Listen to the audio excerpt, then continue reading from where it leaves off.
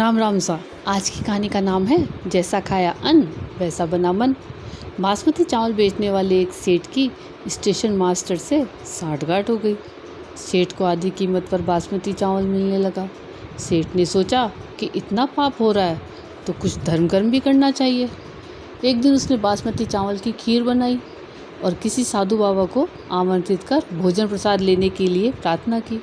साधु बाबा ने बासमती चावल की खीर खाई। दोपहर का समय था। सेठ ने कहा, महाराज अभी आराम कीजिए, थोड़ी देर धूप कम हो जाए फिर पधारिएगा। साधु बाबा ने बात स्वीकार कर ली। सेठ ने 100 रुपये वाली 10 लाख जितनी रकम की गड्डियाँ उसी कमरे में चादर से ढककर रख रखी थी जिसमें साधु बाबा आराम करने गए थे। खीर थोड़ी हजम हुई। साधु बाबा के मन में हुआ कि इतनी सारी गड्डियाँ पड़ी है, एक दो उठाकर झोले में रख लूँ तो किसको पता चलेगा।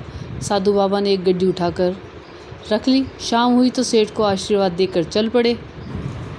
सेठ ने दूसरे दिन रुपए गिनने बैठा तो एक गड्डी कम निकली। सेठ ने सोचा कि महात्मा तो भगवत पुरुष थे, वे क्यों लेंगे। नौकरों की धुलाई पिटाई चालू हो गई। ऐसा करते करते दोपहर हो गई। इतने में साधु बाबा पहुँचे तथा अपने झोले में से गड्डी निकालकर सेठ को देते हुए बोले, नौकरों को मत पीटना, गड्डी मैं ले गया था। सेठ ने कहा, महाराज आप क्यों लेंगे। जब यहाँ नौकरों से पूछताछ शुरू हुई तब कोई भय के मारे आपको दे गया होगा और अब आप नौकर को बचाने के उद्देश्य से ही वापस करने आए, क्योंकि साधु तो दयालु होते हैं। साधु यह दयालुता नहीं है, मैं सचमुच में तुम्हारी गड्डी चुरा कर ले गया था। साधु ने फिर कहा, सेठ तुम सच बताओ कि तुम कल खीर किसकी और किस लिए बनाई थी। सेठ ने सारी बात बता दी कि स्टेशन मास्टर से चोरी के चावल खरीदता हूँ, उसी चावल की खीर थी। साधु बाबा, चोरी के चावल की खीर थी इसलिए उसने मेरे मन में भी चोरी का भाव उत्पन्न कर दिया। सुबह जब पेट खाली हुआ तेरी खीर का सफाया हो गया, तब मेरी बुद्धि शुद्ध हुई कि हे राम, यह क्या हो गया।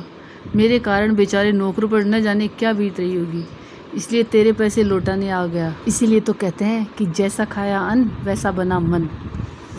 कहानी आपको कैसे लगी ये आप कमेंट्स करके ज़रूर बताएं। वीडियो को शेयर और लाइक करें और चैनल पे नए हो तो सब्सक्राइब ज़रूर करें।